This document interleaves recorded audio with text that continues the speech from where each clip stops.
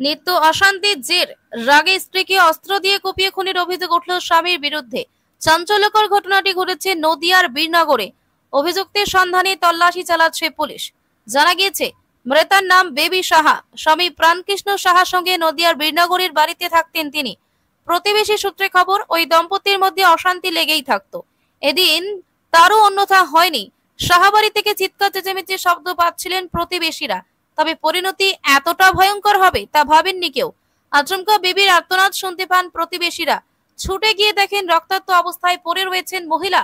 সঙ্গে সঙ্গে স্থানীয়রা তাকে উদ্ধার করে স্থানীয় হাসপাতালে নিয়ে গেলে চিকিৎসকেরা রানাঘাট হাসপাতালে রেফার করে।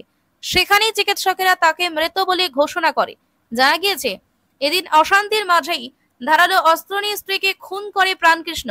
তারপর পরিস্থিতি বেগতিক বুঝে রক্তাক্ত অবস্থায় স্ত্রীকে ফেলে রেখে চম্পট দেয় সে। শেষ পাওয়া খবর অনুযায়ী এখনো হদিশ মেলেনি প্রাণকৃষ্ণের। তার খোঁজে চলছে তল্লাশি। এদিকে বেবির দেহে পাঠানো হয়েছে ময়না তদন্তের জন্য। কল্যাণ অধিকারী ও ব্যুরো রিপোর্ট। দেখতে থাকুন আমতা 24x7। তা তো আমরা তো অত কিছু জানি না, আমার তো দোকান।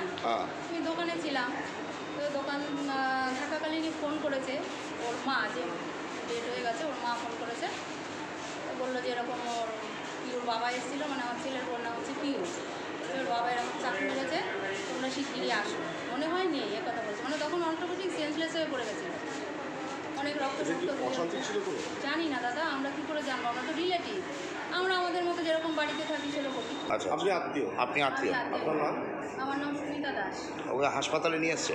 হ্যাঁ, প্রথমে বীরনগরে ঢুকিয়েছি, ওইখান থেকে স্যালাইন ফ্যালাইন করে দিল, দিয়ে অ্যাম্বুলেন্স করে দিল, দিয়ে তারপরে আসলাম আমরা এখানে। ওইখানেও মারা গেছে?